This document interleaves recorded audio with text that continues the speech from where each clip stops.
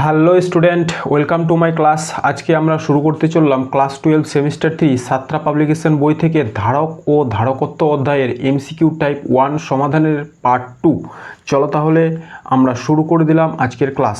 আজকে আমাদের প্রথম কোশ্চেন নম্বর 16 নম্বর কোশ্চেনে কী বলা হয়েছে, কিউ আধান ও সি ধারকত্ব বিশিষ্ট 64টি গোলক মিলিত হয়ে একটি বড় গোলক তৈরি হলো। বড় গোলকটির আধান ও ধারকত্ব হবে 64 Q C, 16 Q 4 C, 64 Q 4 C, 64 Q 16 Q 64 C. কেমন? তো আমাদের 64টি ছোট গোলক দেওয়া আছে যার আধান হচ্ছে কিউ এবং ধারকত্ব সি। বলা হয়েছে যে এটা যদি একটা বড় গোলক তৈরি করে তাহলে তার আধান ও ধারকত্ব কত হবে। কেমন?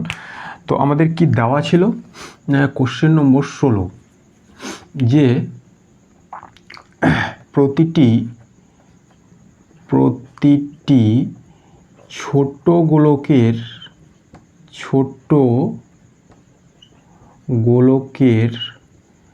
আধান হলো কিউ এবং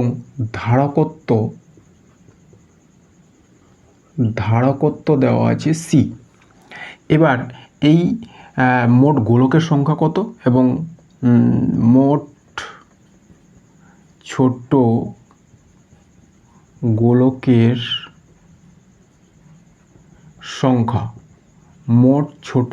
সংখ্যা হচ্ছে আমাদের কাছে 64টা। এবার এই 64টা ছোট গোলক মিলে বড় গোলক তৈরি করেছে। কমন?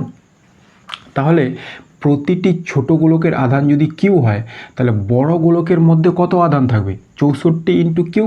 তাহলে লিখব যেহেতু এই 64টি ছোট গোলক মিলে বড় গোলকটি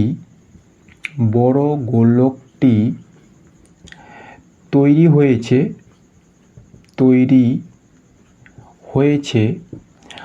তাই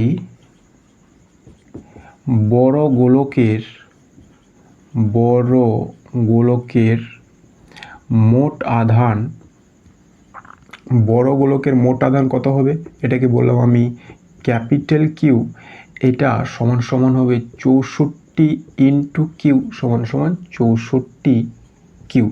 এটা গেল আমাদের বড় গোলকের আধান। এবং এই 64টি ছোট গোলক মিলে বড় গোলক তৈরি করেছে, তাই 64টি ছোট গোলকের মোট যে আয়তন সেটাই হবে বড় গোলকের আয়তন। কমন? তাহলে আমরা এবার কি করছি যে লিখব ধরি প্রতিটি ছোট গোলকের ব্যাসার্ধ আর, অতএব এর আয়তন কত হবে? আয়তন হবে 4/3 পাই আর কিউব। এবং আমরা ধরি বড়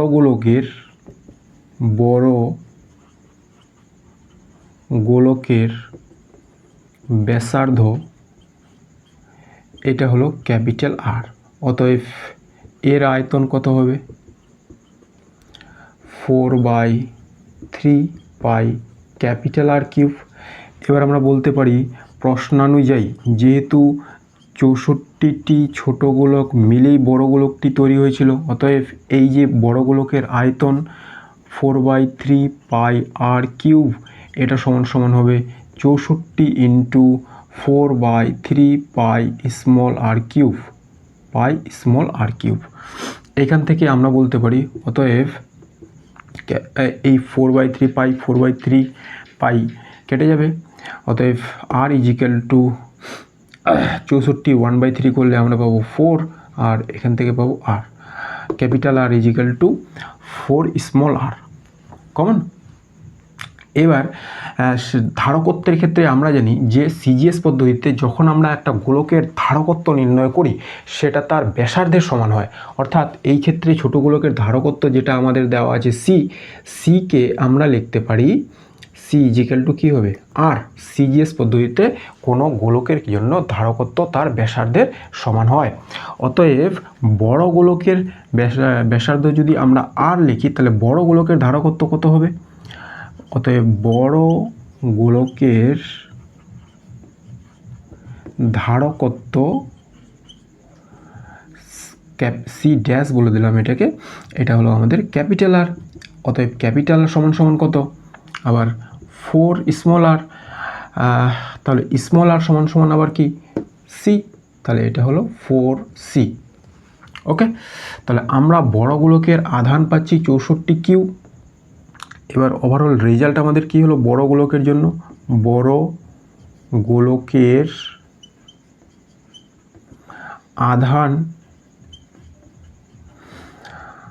আধান হলো আমাদের কাছে 64 কিউ। ধারকত্ব হলো 4C। এটা কোন অপশানে আছে? 64 কিউ 4C, এটা আছে আমাদের অপশান সি। এই গেল আমাদের 16 নম্বর এমসিকিউ এর সমাধান। এরপরে আমরা চলে যাবো আমাদের নেক্সট কোশ্চেন নম্বর 17 নম্বর কোশ্চেনে কী বলা হয়েছে?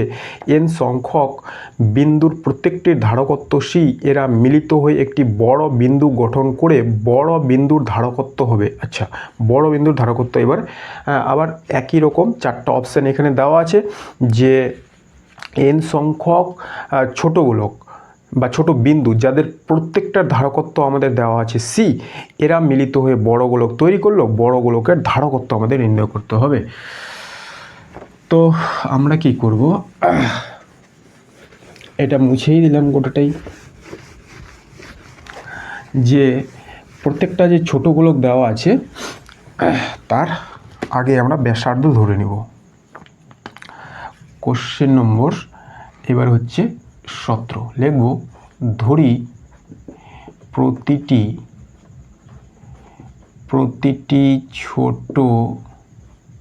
ছোট বিন্দুর ব্যাসার্ধ এটা হলো আর। অতএব আয়তন কত হবে? আয়তন 4/3πr³। ওকে, এবং বড়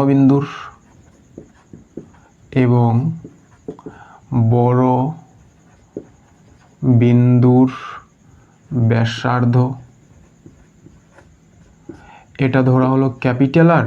অতএব এর আয়তন হবে আমাদের 4/3πr³। এবার আমরা লিখতে পারি অ্যাকর্ডিং টু কোশ্চেন যে 4/3πr³ ইজিক্যাল টু কয়টা দেওয়া আছে এখানে ছোটোগুলো? n into 4/3π small r³। এটার সঙ্গে এটা কেটে যাবে। অতএব এখান থেকে আমরা বলতে পারি r is equal to n 1/3r। এটা পেলাম আমরা বড় গোলকের ব্যাসার্ধ। আচ্ছা, এবার ধারকত্বের ক্ষেত্রে আমরা জানি যে সিজিএস পদ্ধতিতে ধারকত্ব তার ব্যাসার্ধের সমান হয়। তাহলে ছোট গোলকের ব্যাসার্ধ ধরেছি আমরা আর। অতএব ছোট গোলকের ধারকত্ব কত হবে? ছোট বিন্দুর ধারকত্ব কত হবে? সি ইজিক্যাল টু হবে আর। ধারকত্ব এবং বড় বিন্দুর ধারকত্ব তাহলে কত হবে? এটাকে ধরলাম সি ড্যাশ, তাহলে এটা হবে আমাদের ক্যাপিটাল আর। এবার ক্যাপিটাল আরটা কত পাচ্ছি আমরা? ক্যাপিটাল আর সমান সমান এই যে n 1/3 স্মল আর, n 1/3 স্মল আর, এটা, তাই না? আচ্ছা, এবার স্মল আর সমান সমান আবার কি? সি। তাহলে n 1/3c। এই হলো আমাদের উত্তর। এটা কোন অপশানে আছে? n 1/3c, এটা আছে অপশান ডিতে। ওকে, এরপর আমরা চলে যাবো আমাদের নেক্সট কোশ্চেন নম্বর 18 নম্বর কোশ্চেনে কী বলা হয়েছে, সি ধারকত্ব বিশিষ্ট একটি ধারকে ভি বিভব এ আহিত করা হলো, একে ঘিরে একটি বদ্ধতল কল্পনা করলে ওই বদ্ধতলের মধ্য দিয়ে নির্গত মোট তড়িৎ ফ্লাক্স কত হবে? অপশান এ বলা হয়েছে 0, option B 2 CV by epsilon naught, option C 2 CV by epsilon naught, option D বলা হয়েছে CV বাই এপসাইলন নট। আচ্ছা, সি ধারকত্ব বিশিষ্ট একটি ধারকে ভি বিভবে আহিত করা হলো এবং একে ঘিরে একটি বদ্ধতল কল্পনা করা হয়েছে, তাই তো? এবার আমরা জানি যে আমাদের যে ধারকত্ব, আমরা জানি যে ধারকত্ব সি ইজিক্যাল টু হয় কিউ বাই ভি, তাই না? কিউ হলো আধান আর ভি হলো বিভব প্রভেদ। এখন যখন একটা ধারক, ধারককে ঘিরে একটা বদ্ধতল কল্পনা করা হবে, এই হলো আমাদের কাছে একটা গোলীয় ধারক এবং একে ঘিরে একটা বদ্ধতল কল্পনা করা হলো, এই ধারককে ঘিরে একটা বদ্ধতল কল্পনা করা হলো, এই হলো আমাদের গাউসীয় বদ্ধতল। তাহলে এর মধ্যে ভিতরের প্রান্তে থাকে পজিটিভ আধান এবং এই প্রান্তে থাকে নেগেটিভ আধান। তাহলে টোটাল আধান, নেট আধান এখানে কিন্তু পজিটিভ নেগেটিভ মিলে 0 হয়ে যায়, তাই না? ভিতরের প্লেটে থাকে পজিটিভ আধান আর বাইরের প্লেটে থাকে আমাদের নেগেটিভ আধান। তাহলে টোটাল আধান এখানে কিউ নেট, এই ধারকের মধ্যে আমরা যদি দেখি কিউ নেট সেটা কিন্তু হয় 0। তাই টোটাল আধান যদি 0, এরপর আমরা চলে যাবো আমাদের নেক্সট কোশ্চেন নম্বর 19 নম্বর কোশ্চেনে কী বলা হয়েছে, কম্পিউটারের র্যাম এ একটি ধারকের ধারকত্ব 64 মাইক্রোফ্যারাড, যদি ধারকটিকে 5.5 ভোল্টে আহিত করা হয় তাহলে ঋণাত্মক পাতে কয়টি অতিরিক্ত ইলেকট্রন থাকবে? Option A 3 × 10⁴, option B 4.2 × 10⁶, option C 2.2 × 10⁻², option D 3.8 × 10⁴। আচ্ছা, বলা হয়েছে যে কম্পিউটারের র্যাম এ একটি ধারক আছে যার ধারকত্ব বলা হয়েছে 64 মাইক্রোফ্যারাড। এবার ধারকের বিভব দেওয়া আছে, ধারকটিকে 5.5 ভোল্ট বিভবে আহিত করা হলো এবং আমাদের বলা হয়েছে ঋণাত্মক পাতে অতিরিক্ত ইলেকট্রনের সংখ্যা কেমন? কোশ্চেন নম্বর কত করব আমরা? 19। তাহলে লিখব যে আমরা জানি সি ইজিক্যাল টু কী হয়, কিউ বাই ভি, তাই না? অতএব কিউ ইজিক্যাল টু সিভি আমাদের প্রদত্ত। এখানে সি কত দেওয়া আছে? সি দেওয়া আছে আমাদের 64 মাইক্রোফ্যারাড আর আমাদের ভি দেওয়া আছে 5.5 ভোল্ট, ঠিক? এবার সি এর মান বসাবো, 64 মাইক্রোকে ফ্যারাডে পরিণত করলে 10⁻⁻6 আর এটা ভোল্ট দেওয়া আছে 5.5। এটাকে ক্যালকুলেশন করলে আমরা, আচ্ছা এখানে কিউ জিজ্ঞাসা তো করিনি, আমাদের জিজ্ঞাসা করা হয়েছে কি অতিরিক্ত ইলেকট্রনের সংখ্যা। তাহলে আরেকটা লাইন আমরা করে নিই। এবারে কিউ ইজিক্যাল টু আমরা কি জানি, আধানের কোয়ান্টাইজেশনের ফর্মুলা এখানে ব্যবহার করব আমরা। কিউ ইজিক্যাল টু হয় এনই, অতএব এনই ইজিক্যাল টু 64.10⁻⁶ ইন্টু 5.5। অতএব এন ইলেকট্রনের সংখ্যা n is equal to 64 into 10⁻⁶ into 5.5 divided by e এর মান কত? 1.6 ইন্টু 10⁻⁻19। এইবার এটাকে ক্যালকুলেশন করলে আমরা পাবো 2.2 ইন্টু 10⁻12 এত টি। 2.2 এটা আছে আমাদের অপশান সিতে, এই গেল আমাদের 19 নম্বর অঙ্কের সমাধান। এরপর আমরা চলে যাবো আমাদের নেক্সট কোশ্চেন নম্বর 20। 27টি আহিত সদৃশ্য ক্ষুদ্র আহিত তরল বিন্দুর প্রত্যেকটির বিভব 2 ভোল্ট। তরল বিন্দুগুলি যুক্ত হয়ে একটি বৃহৎ তরল বিন্দু গঠন করলে তার বিভব কত হবে? আচ্ছা, আবার সেম কোশ্চেন মনে হচ্ছে নম্বর 20। তাহলে আমাদের কি দেওয়া আছে যে এবার গোলকের সংখ্যা 27 এবং প্রত্যেকটির বিভব 2V। তো আমরা কি করি, লিখে নিব যে ধরি প্রতিটি প্রতিটি, এখানে কি বলা হয়েছে, তরল বিন্দু, প্রতিটি ছোট তরল বিন্দুর, প্রতিটি ছোট তরল বিন্দুর ব্যাসার্ধ আমরা ধরে নেব স্মল আর। অতএব এর আয়তন কত হবে, 4/3 পাই আর কিউব, 4/3 পাই আর কিউব। এবং বড় তরল বিন্দুর ব্যাসার্ধ, বড় তরল বিন্দুর ব্যাসার্ধ কত হবে, এটা হবে ক্যাপিটাল আর। বড় তরল বিন্দুর ব্যাসার্ধ, আয়তন কত হবে, আয়তন সেটা 4/3 পাই ক্যাপিটাল আর কিউব। এরপরে আমরা কি করব, যে প্রশ্নানুযায়ী আমরা বলতে পারি যে 4/3 pi capital R cube is equal to 27, 27টি বলা হয়েছে, 27টি into 4/3 pi small R cube. 4/3 কেটে যাবে, এখান থেকে পাবো R is equal to 3r, capital R is equal to 3 small R. এই গেল আমাদের বড় গোলকের বড় তরল বিন্দুর ব্যাসার্ধ। আচ্ছা, আমরা নির্ণয় করব বিভব, তাই না? এবার এই যে তরল বিন্দু, তার বিভব কত দেওয়া হয়েছে, 2v। এবার আমরা লিখতে পারি যে আমরা জানি গোলকের জন্য, আমরা জানি এই গোলকটাকে, তরল বিন্দুটাকে আমরা গোলক ভাবতে পারি, তাই না? আমরা জানি গোলকের জন্য বিভব, পৃষ্ঠে বিভবের মান কত হয়, সিজিএস পদ্ধতিতে আমরা লিখব, সেটা হলো Q/R, Q/R কমন। আচ্ছা, তাহলে এখান থেকে আমাদের বিভবের ফর্মুলা Q/R, এটা দেওয়া আছে কত, এইটা আমাদের দেওয়া আছে 2 ভোল্ট, ঠিক? অতএব আমরা বলতে পারি যে Q সমান সমান, তাহলে কি হয়ে যাবে, 2R কুলম। এটা হয়ে গেল আমাদের Q এর মান ছোট গোলকের। গোলকের জন্য আমরা লিখলাম, এটা আসলে করছি আমরা ছোট তরল বিন্দুর জন্য। এবার অতএব বড় তরল বিন্দুর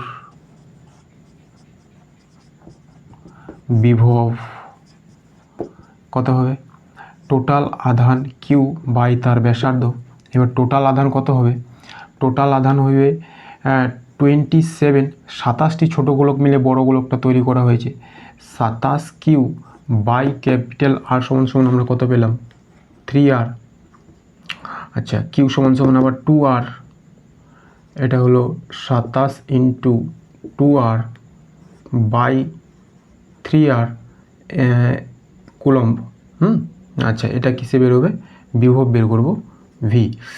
তো এই আর কেটে গেল, এটা দিয়ে এটাকে কেটে দেব, থাকবে 9, তাহলে হচ্ছে 18, বিভব 18 ভোল্ট। বড় তরল বিন্দুর বিভব কত বের হলো, তাহলে আমাদের 18 ভোল্ট। এটা আছে আমাদের অপশন বিতে, কমন। এরপর আমরা চলে যাব আমাদের নেক্সট কোশ্চেন নম্বর 21। ভি বিভবে আহিত একটি কল থেকে ফোঁটা ফোঁটা জল, যার ব্যাসার্ধ আর, একটি ফাঁপা পরিবাহী গোলকের মধ্যে জমছে। আচ্ছা, ফাঁপা গোলকটির ব্যাসার্ধ ক্যাপিটাল আর এবং এটি একটি অন্তরক হাতলের উপর বসানো আছে। গোলকটি পূর্ণ হলে তার বিভবের মান। মনে হয় সেম কোশ্চেন নম্বর 21, যে ধরি ফাঁপা গোলকটিতে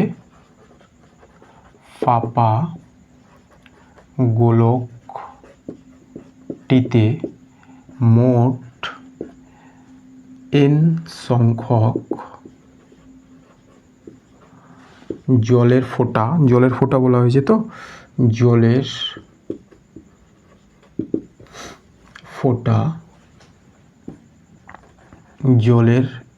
ফোঁটা ভর্তি ভর্তি হবে। এইবার সেম আবার আগের মতো করব আমরা। এখন লিখব এবং আর কি ধরি, যে প্রতিটি জলের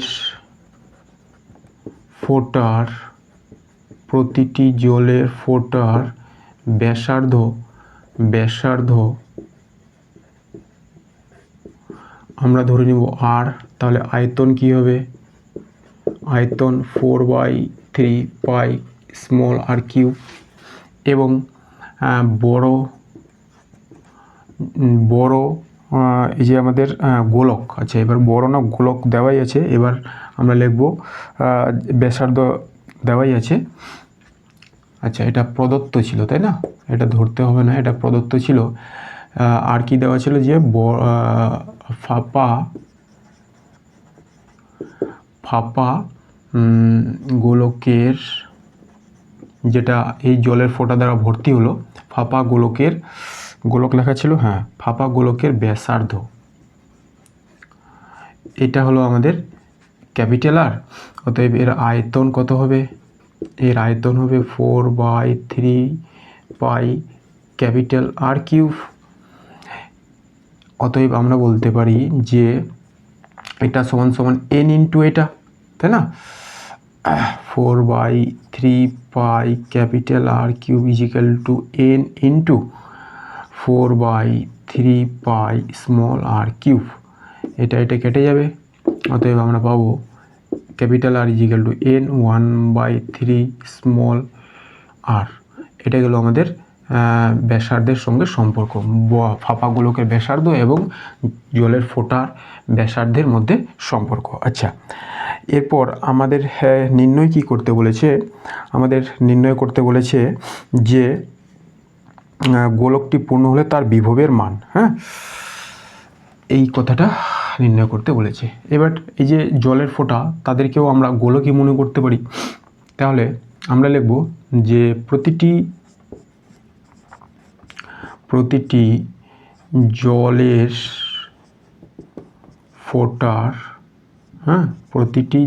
ফোঁটার বিভব ভি ইজিক্যাল টু কী হবে, বিভব এখানে দেওয়া ছিল ভি, হ্যাঁ বিভব ভি, সেটা হবে কিউ বাই আর, আধান বাই আর।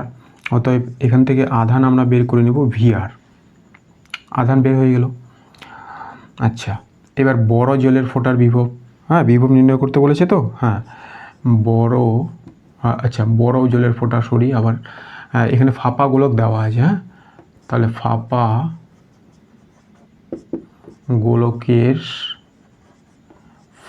গোলকের বিভব, এটাকে বললাম ক্যাপিটাল ভি বা ভি ড্যাশ, টোটাল আধান বাই তার ব্যাসার্ধ, সিজিএস পদ্ধতিতে আমরা করব।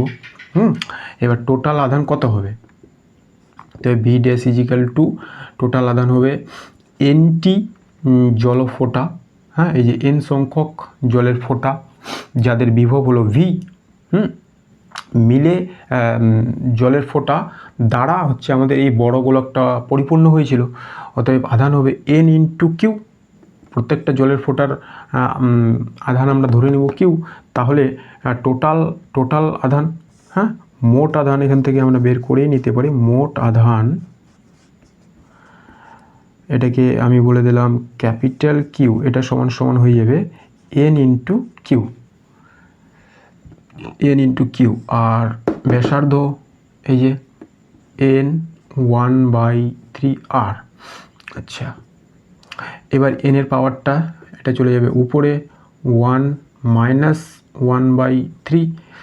আচ্ছা এই কিউ মানে আবার কি, ভি আর, তাই না, এটা হলো ভি আর বাই এখানে একটা থাকছে আর, সমান এটা ক্যালকুলেশন করলে হয় n 2/3, আর কেটে যাবে, থাকবে হচ্ছে শুধু ভি। অতএব ভি ড্যাশ আমরা কি পেলাম, n 2/3 ভি। এখানে আমাদের কি বের হলো, n 2/3 ভি। আবার আমাদের যেহেতু উত্তরগুলো small R by capital R এই টার্মেই দেওয়া আছে, তাই এই যে n সেটা সমান আমরা কি লিখতে পারি, এখান থেকে আমরা বলতে পারি যে n is equal to R cube by, এটাকে নিচে নিয়ে আসলাম, তাহলে উভয় দিকে কিউব করে দেব, তাহলে এটা হয়ে যাবে আমাদের আর কিউব। এটা এন ইজ ইকুয়াল টু আমরা পাবো এটা, তাই না? N is equal to capital R cube by small R cube. ঠিক, তাহলে এই এন এর জায়গায় আমরা এটা বসাবো, capital R cube by small R cube. এবার তার উপরে কি আছে, 2/3v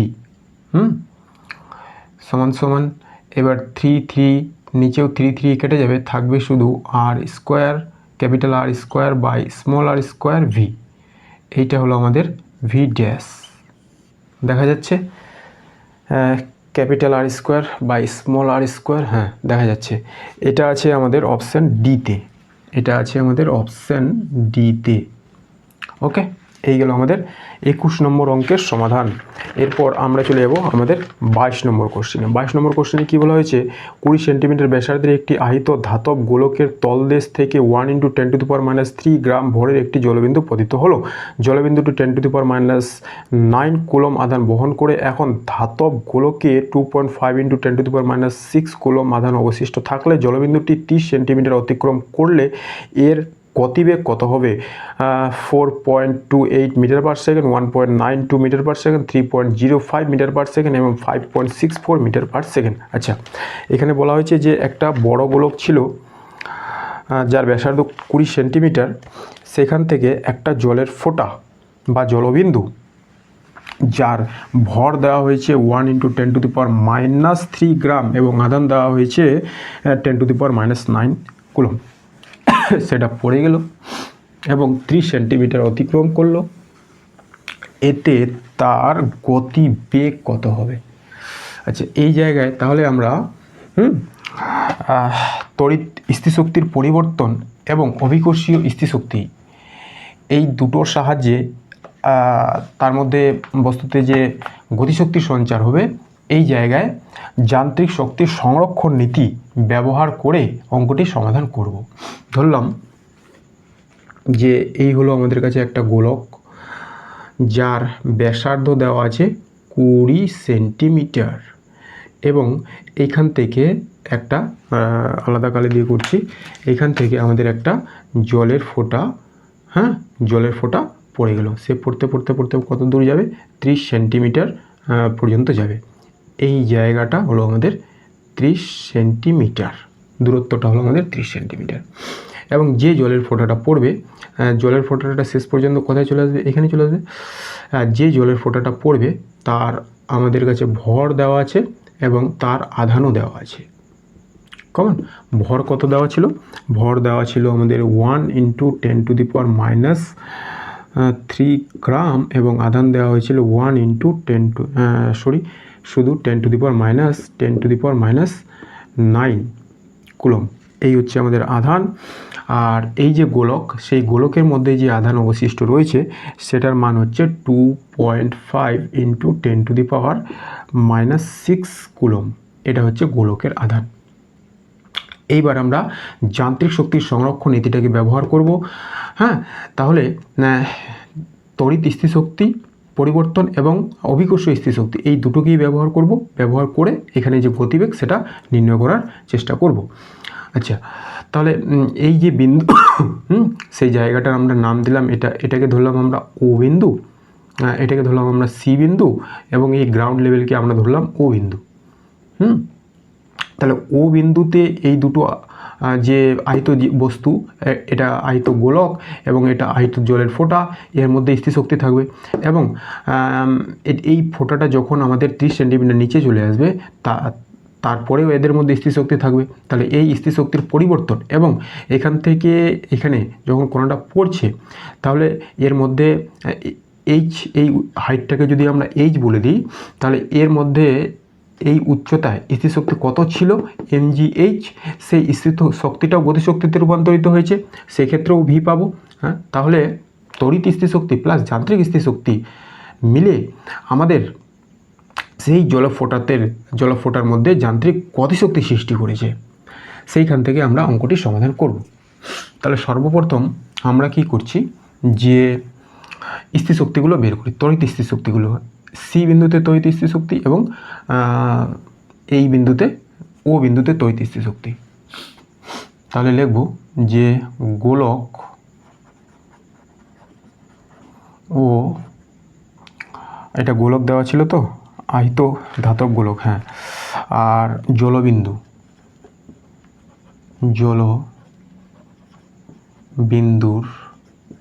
মধ্যে এই হলো আমাদের সি বিন্দু, সি বিন্দুতে স্থিতিশক্তি, সরি এটা লিখে দিই আমি তড়িৎ স্থিতিশক্তি, তাহলে বুঝে যাবে। তড়িৎ স্থিতিশক্তি, এটাকে তড়িৎ স্থিতিশক্তি আমি বললাম। আচ্ছা, E1 এটা কত হবে?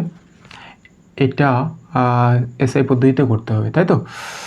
তো এটা হবে আমাদের কে Q1 Q2 বাই তাদের মধ্যে ডিস্টেন্স। এখন এই ডিস্টেন্সটাকে আমরা কত ধরবো? ব্যাসার্ধের সমান, সেটা হলো 20। আচ্ছা, এরপরে আমি মানগুলো বসাচ্ছি আর লিখে দিলাম ব্যাসার্ধ। কে এর মান 9 × 10⁻9, Q1 কত? 2.5 × 10⁻6, Q2 কত? এই যে এটা 10⁻9, আর আমাদের ডিস্টেন্স এখন হয়ে গেল 20 × 10⁻2, সেন্টিমিটারে আছে, মিটারে করে দিলাম। এটাকে ক্যালকুলেশন আমরা এবার করব। এটার সঙ্গে এটা তো কেটেই যাচ্ছে, আর কি থাকছে এখানে? তাহলে এদিকে দেখলাম কি থাকছে, 9 × 2.5 বাই 20 × 10⁻², এটা উপরে গিয়ে প্লাস হয়ে যাবে, তাহলে 10⁻⁴ এটা থাকছে, তাই না? আচ্ছা, এটাকে 10⁻6ই থাকতে দিচ্ছি, 10⁻6ই থাক এটা। আর তাহলে এখানে কি থাকবে? 20 × 10⁻² থাকবে, এটা 6ই থাক। এটা বেরোলো আমাদের E1, কিসে বেরোবে? জুলে বেরোবে। এবার গোলক ও জলবিন্দুর মধ্যে সি বিন্দুতে স্থিতিশক্তি, এবার আমরা ও বিন্দুতে স্থিতিশক্তি বের করব। ও বিন্দুতে তড়িৎ স্থিতিশক্তি, তড়িৎ স্থিতিশক্তি, সেটাকে আমি বললাম U2 = K Q1 Q2 by distance. আচ্ছা, এবার টোটাল ডিস্টেন্স এখান থেকে 20 আর 30, 50 হয়ে যাবে, তাই না? বাকি তো রেজাল্টগুলো একই। 9 × 10⁹ × 2.5 × 10⁻6 × 10⁻9 বাই, এবার হয়ে গেল তাহলে 50 × 10⁻², এটা। তাহলে এটার সঙ্গে এটা আবার কেটে গেল। এবারে কি থাকবে? এবারে থাকছে এখানে 9 × 2.5 বাই 50 × 10⁻² × 10⁻6, এটাও হবে জুল। আচ্ছা, এই গেল আমাদের পোটেনশিয়াল ডিফারেন্স, স্থিতিশক্তি সি বিন্দুতে এবং ও বিন্দুতে। অতএব পরিবর্তন কত হবে? চেঞ্জ অফ পোটেনশিয়াল এনার্জি কী হবে? এটা মাইনাস এটা, তাই না? এটা বেশি, এটা কম। আচ্ছা, তাহলে লিখব 9 × 2.5 20 × 10⁻² × 10⁻6 মাইনাস 9 × 2.5 বাই 50 × 10⁻² × 10⁻6 এত জুল। এইটা হলো আমাদের পোটেনশিয়াল ডিফারেন্স। এবার এটাকে যদি আমরা ক্যালকুলেশন করে নিই তাহলে কত পাবো? সেটা হচ্ছে, এটাকে ক্যালকুলেশন করলে আমরা পাবো 1112.5 × 10⁻6, আর এটাকে করলে আমরা পাবো 45 × 10⁻6। তাহলে বিয়োগ করলে থাকছে 67, 67.5 × 10⁻6। এই গেল আমাদের পোটেনশিয়াল এনার্জির ডিফারেন্স এই দুটো বিন্দুতে। এবার এই চেঞ্জ অফ পোটেনশিয়াল এনার্জি কিসে কনভার্ট হয়ে যাবে, কাইনেটিক এনার্জিতে পরিবর্তন হয়ে যাবে, এবং এখানে বস্তুর উচ্চতার জন্য যে স্থিতিশক্তি ছিল সেটাও কাইনেটিক এনার্জিতে পরিবর্তন হবে। তাহলে এরপরে আমরা লিখব যে যান্ত্রিক শক্তির সংরক্ষণ নীতি ব্যবহার করে যান্ত্রিক শক্তির সংরক্ষণ নীতি ব্যবহার করে আমরা পাই, লিখব যান্ত্রিক শক্তির সংরক্ষণ নীতি ব্যবহার করে পাই। এখানে স্থিতিশক্তির পরিবর্তন কত হলো, এইটা, তাই না, ডেল্টা ইউ প্লাস, আর আমাদের অভিকর্ষ স্থিতিশক্তি কত হবে, এম জি এইচ, এটা সমান সমান কিসে পরিণত হবে, গতিশক্তিতে পরিণত হবে, হাফ এম ভি স্কোয়ারে পরিণত হবে। এই হলো আমাদের কনসেপ্ট। এবার এটা কত, এটা হচ্ছে আমাদের এটা 67.5 ইন্টু 10⁻⁶ প্লাস এম কত, এই যে এম 1 ইন্টু 10⁻³ এটা গ্রামে আছে, এটাকে আমাদের কিসে পরিণত করতে হবে, গ্রামকে কেজিতে, তাই না। তাহলে গ্রামকে কেজিতে পরিণত করতে গেলে আমাদের 10⁻³ দিয়ে আরও গুণ করতে হবে, তাহলে এটা হয়ে যাবে টোটাল 10⁻⁶। আচ্ছা, তারপরে এম জি এইচ, জিটা কত 10 ধরে নিব, আর এইচটা কত, এইচটা 30, তাহলে এটা হলো 30 ইন্টু 10⁻², এটা সমান সমান হলো হাফ এম, আবার এমটা কত, এই যে 10⁻⁶, আর ভি স্কোয়ারটা আমরা বের করব। ওকে, তাহলে দেখো উভয় দিক থেকে আমরা কি করতে পারছি, যে 10⁻⁶ এখানে আছে, 10⁻⁶ এখানে আছে, 10⁻⁶ এখানে আছে, কেটে যাবে সিম্পলি, এখানে থাকছে তাহলে আমাদের 67.5 প্লাস এখানে কি থাকবে, এটা 300, 300কে 10 দিয়ে ভাগ 100 দিয়ে ভাগ করে দিলে 3 equal to V square by 2। ঠিক, তাহলে এটা মুছে দিলাম, বা আমরা বলতে পারি এটা যোগ করলে কত হচ্ছে 70.5 equal to V square by 2, বা V square is equal to 70.5 into 2, অতএব আমরা বলতে পারি ভি ইজিক্যাল টু √70.5 ইন্টু 2।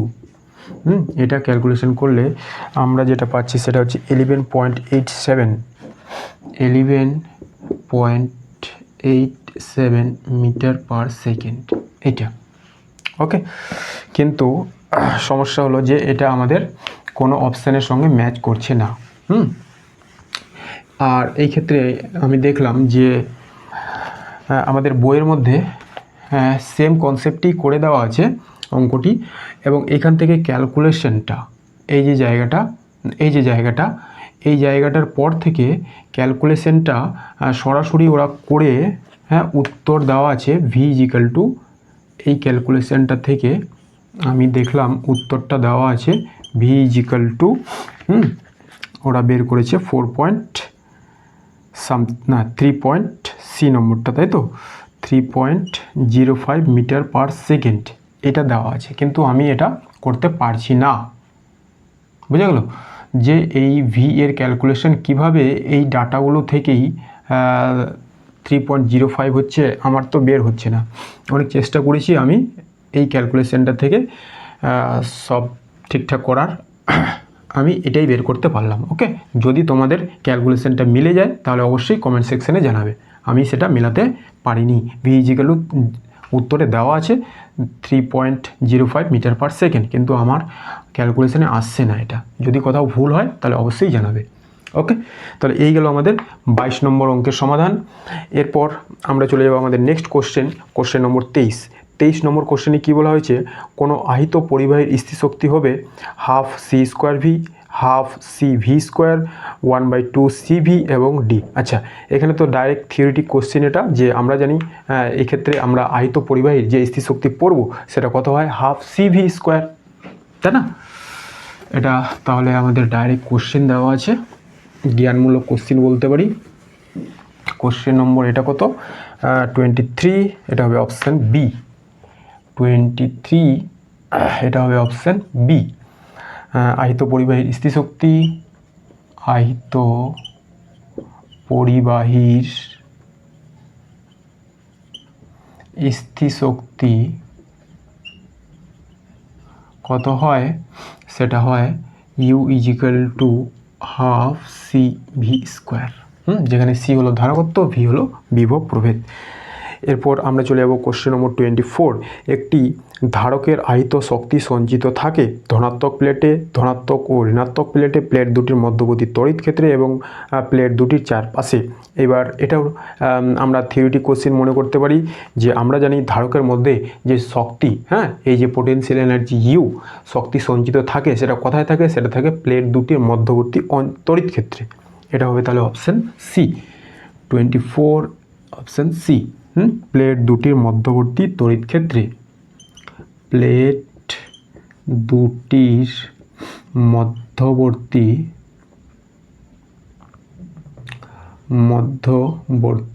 তড়িৎ ক্ষেত্রে এই শক্তি সঞ্চিত থাকে। এরপরে আমরা চলে যাব 25। কি বলা হয়েছে যে 10 মাইক্রোফ্যারাড ধারকত্বের ধারকে 40 মাইক্রোকুলম আধান দিয়ে আহিত করলে ধারকের সঞ্চিত শক্তি আর এককে কত হবে। আচ্ছা, এখানে আমাদের ধারকের ধারকত্ব কত দেওয়া আছে, তারপর 4টা অপশন দেওয়া ছিল, তাই না? আমাদের ধারকত্ব দেওয়া হয়েছে 10 মাইক্রোফ্যারাড, আর বলা হয়েছে একে কত আধানে আহিত করব। আধান এখানে কত দেওয়া বলা হয়েছে, আধান বলা হয়েছে 40 মাইক্রোকুলম। এবার এর সঞ্চিত শক্তি কত হবে, এটা আমাদের জিজ্ঞাসা করা হয়েছে, তাই না? এবার আমাদের ধারকের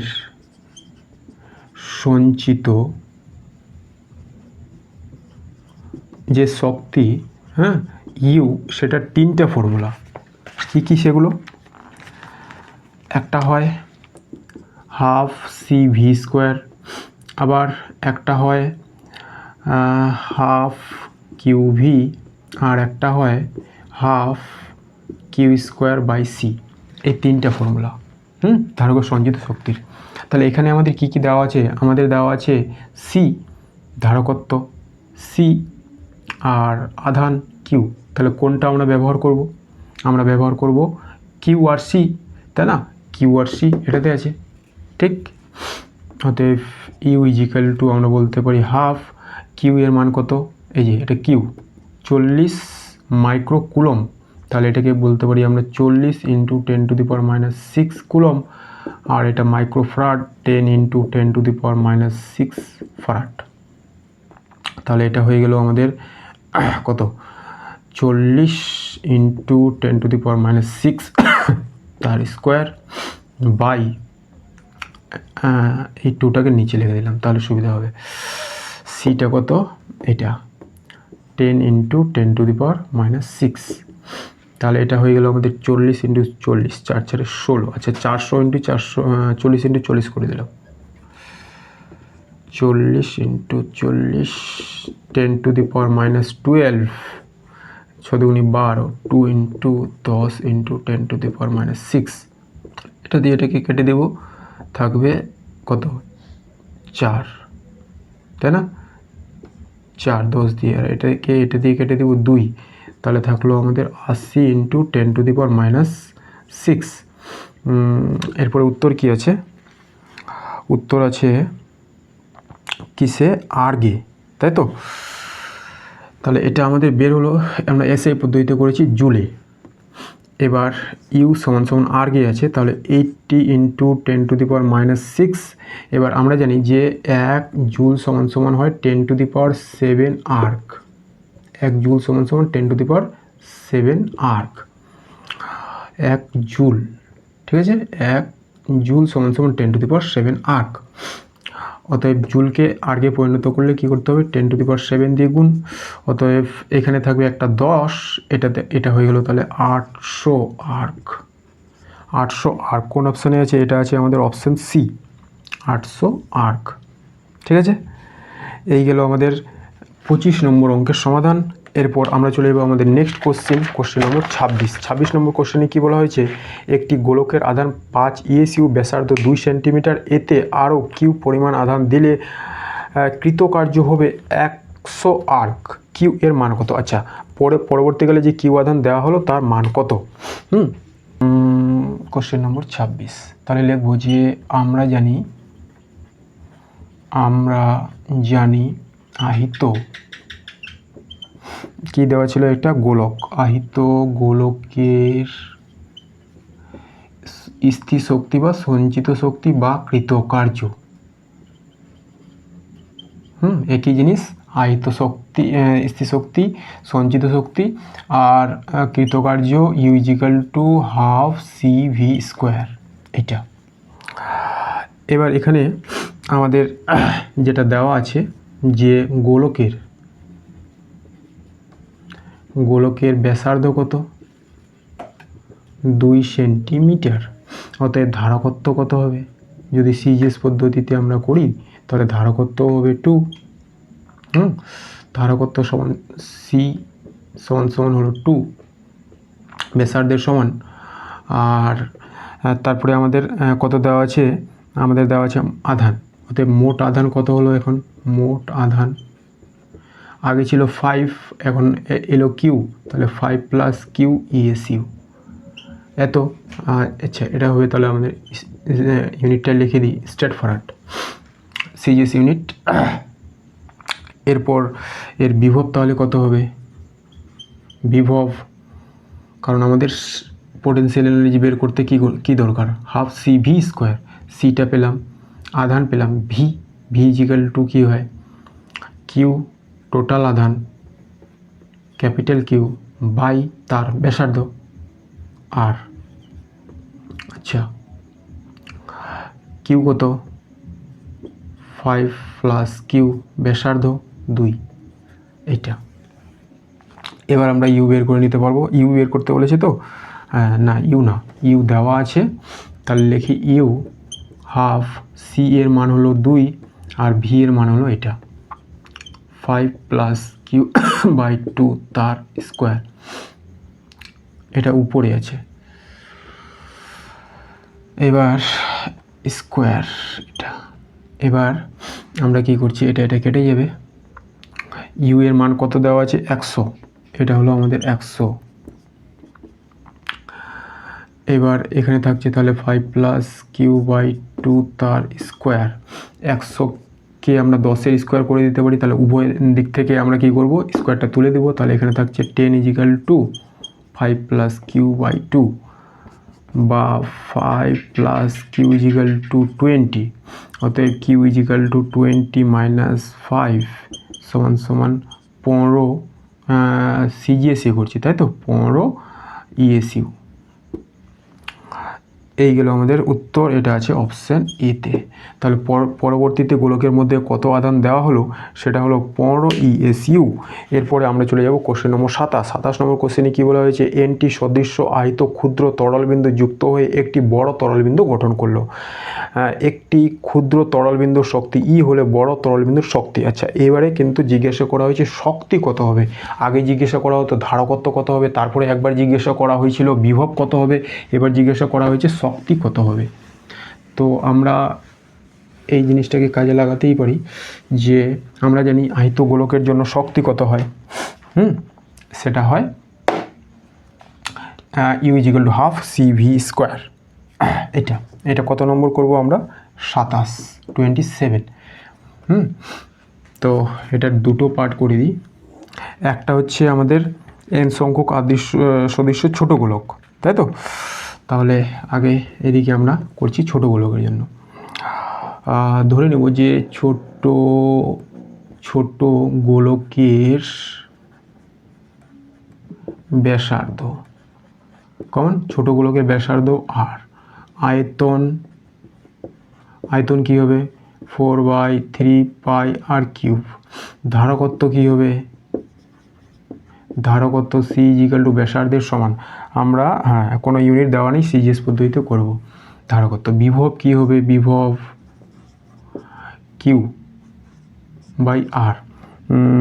আধানের কথা বলা ছিল না, বলা নেই, আমরা ধরে নিব যে আধান হলো কিউ, ফলে বিভব ভি ইজিক্যাল টু হলো Q by R.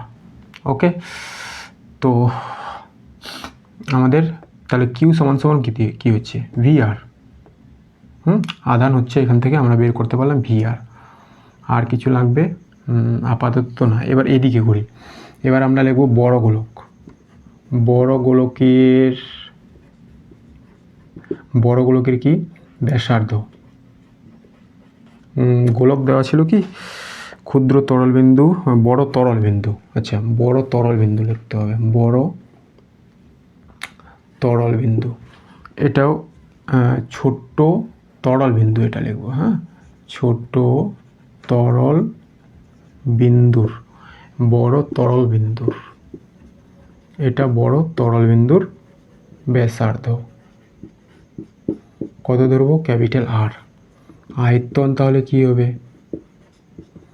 4/3 pi R capital R cube.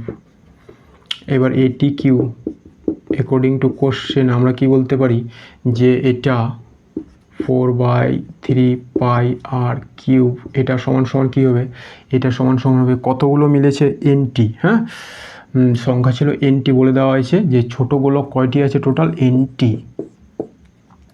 N T ছোট গোলক আছে এনটি। আচ্ছা, তাহলে অ্যাকর্ডিং টু কোশ্চেন আমরা বলতে পারি যে এনটি ছোট গোলক মিলেই তো বড় গোলক, এনটি ছোট তরল বিন্দু মিলেই তো বড় তরল বিন্দুটা তৈরি হয়েছে, তাই না? তাহলে বড় তরল বিন্দুর মোট যে আয়তন সেটা হবে বড় তরল বিন্দুর যে আয়তন সেটা হবে এনটি ছোট তরল বিন্দুর আয়তনের সমান। তাহলে এখানে আমরা লিখব N into 4/3 pi small R cube. তাহলে এটার সঙ্গে এটা কেটে যাবে, অতএব আর ইজিক্যাল টু এন 1/3 আর। এটা আমরা পেলাম বড় তরল বিন্দুর ব্যাসার্ধ। আচ্ছা, তো আমাদের নির্ণয় কি করতে বলেছে শক্তি। তাহলে শক্তি সমান সমান আমরা জানি এই যে এই রাশিমালাটা হাফ সিভি স্কোয়ার, সি বের করতে হবে বড় তরল বিন্দুর শক্তি, তাই তো বড় তরল বিন্দুর সি আর ভি বের করতে হবে। আচ্ছা, এবার আমরা বের করি সি আর ভি কি। বড় তরল বিন্দুর তাহলে ধারকত্ব কত হবে, এটাকে হলো সি ড্যাশ বলে দিলাম, যাই হোক ধারকত্ব সেটা হলো আর এর সমান। এবার আরটা কি, এটা এন 1/3 আর।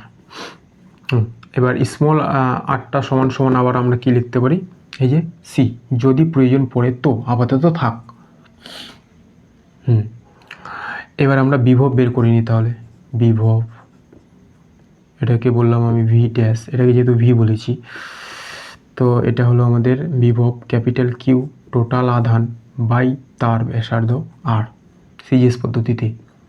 ঠিক, এবার টোটাল আধান কত, প্রত্যেকটা ছোট তরল বিন্দুতে এত করে আধান আছে কিউ ইন্টু ভি আর, তাহলে এনটিতে অতএব ক্যাপিটাল কিউ মোট আধান, অতএব মোট আধান এটাকে বললাম আমি ক্যাপিটাল কিউ সমান সমান ক্যাপিটাল কিউ সমান সমান কী হবে 27 বলছি এন কিউ সমান সমান এন ভি আর। তাহলে মোট আধান কত পেলাম আমরা এন ভি আর বাই এটা এন 1/3 আর। আচ্ছা, এবার এনটা যখন উপরে গিয়ে 1 - 1/3 করবো, তাহলে এই ক্যালকুলেশনটা কত হয় 2/3 আর কেটে যাবে, সেটা থাকবে ভি এন 2/3 ভি, এটা থাকছে কমন। এইবার আমরা এটাকে 1 নং নাম দিলাম এবং এইখান থেকে এবার আমরা সমাধানটা করব যে বড় গোলকের স্থিতিশক্তি কত হবে। অতএব 1 নং থেকে আমরা পাই U is equal to half C V square. এবার সি কত, সি বলতে এখানে সি ড্যাশ, ভি বলতে ভি ড্যাশ, তাই তো বড় গোলকের জন্য বের করব, তাই আমাদের হয়ে যাবে সি ড্যাশ এবং ভি ড্যাশ তার স্কোয়ার। ঠিক, এবার সি ড্যাশ কত, এই যে হাফ এন 1/3 আর, এবং আমাদের ভি ড্যাশ কত, এটা এন 2/3, তারপরে ভি এর স্কোয়ার এটা। আচ্ছা, এরপরে এটাকে যদি আমরা ক্যালকুলেশন করি তাহলে আমরা কি পাবো, হাফ এন 1/3 ইন্টু এই রুট স্কোয়ারটা ভিতরে করলে আমরা পেয়ে যাব কত, এন 4/3 ভি স্কোয়ার। ঠিক। আচ্ছা, এবার এন 1/3 আর এন 4/3 সমান সমান কত হবে, এন 5/3, এন 5/3। আর আমরা কি করলাম, হাফ আর ভি স্কোয়ার, আর ভি স্কোয়ার এটাকে এদিকে রাখলাম, আর ভি স্কোয়ারকে এখানে রাখলাম। তাহলে এন এন আমাদের এটা হলো 5/3, আর আর কে আবার আমরা কি লিখতে পারি, সি, তাই না?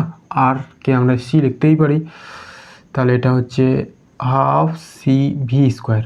এবার হাফ সি ভি স্কোয়ারকে আমরা আবার কি লিখতে পারি, এই যে স্থিতিশক্তি, এটা আমাদের কত দেওয়া ছিল, ছোট তরল বিন্দুর জন্য ইটাই আমাদের দেওয়া হচ্ছে হাফ সি ভি স্কোয়ার, তাই না, ছোট তরল বিন্দুর জন্য। তাহলে এর বদলে আমরা কি লিখতে পারি, ই।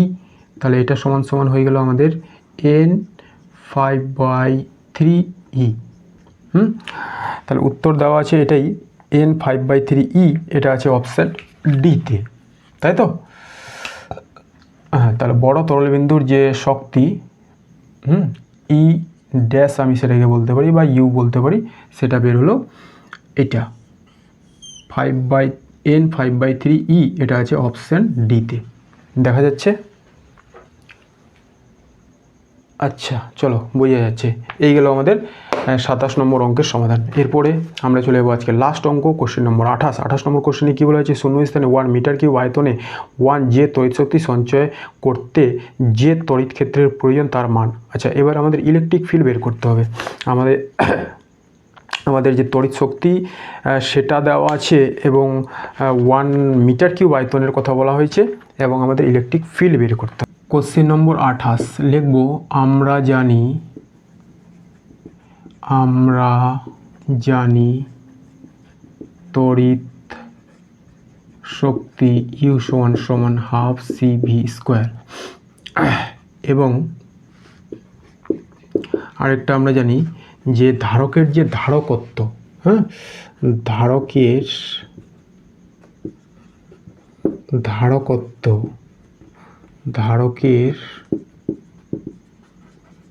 ধারকত্ব সি ইজিক্যাল টু হয় epsilon naught alpha by D. Alpha যেখানে ধারকের পাতের ক্ষেত্রফল, ডি হলো পাত দুটোর মধ্যে দূরত্ব, আর এপসাইলন নট হলো মাধ্যমের তড়িৎ ভেদ্যতা। কমন, এটা আমরা জানি। আচ্ছা, আমাদের বের করতে বলেছে এবার কি, ইলেকট্রিক ফিল্ডের মান, তাই তো? এবার আমাদের যে তড়িৎ শক্তি এটা দেওয়া হয়েছে 1 জুল, তাই তো? তাহলে এর বদলে আমরা কি লিখতে পারি, 1। অতএব 1 is equal to half C V square, বা C V square is equal to, এটা এদিকে আসলে হয়ে যাবে আমাদের 2, বা V square is equal two 2/c। অতএব ভি ইজিক্যাল টু √2/c, এটা আমরা পাচ্ছি ভি। এবার সি সমান সমান আবার কি, এই যে এটা, তাহলে √2 epsilon naught alpha by D. ঠিক, এই ডিটা চলে যাবে, তাহলে উপরে √2d এপসাইলন নট আলফা। এবার আবার আমরা ভি আর ডি এর মধ্যে একটা সম্পর্ক জানি, কি সেটা হলো এরকম একটা সম্পর্ক জানি, যে E is equal to V by D, তাই না? অতএব ভি ইজিক্যাল টু কী হয়, ইডি। এই সম্পর্কটা আমরা জানি। ঠিক, তো এখানে আমরা এটা ব্যবহার করব। অতএব ভি এর জায়গায় আমরা কি বলতে পারি, ED equal to √2d epsilon naught alpha, যেখানে আলফা বলে দিয়েছি পাত দুটোর প্রস্থচ্ছেদের ক্ষেত্রফল।